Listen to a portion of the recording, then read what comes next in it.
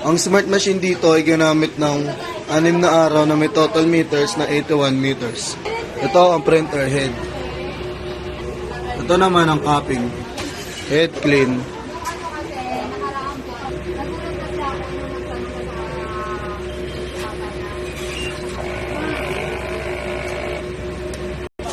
Nasa ng wiper pagkatapos mag-head clean. Nozzle check.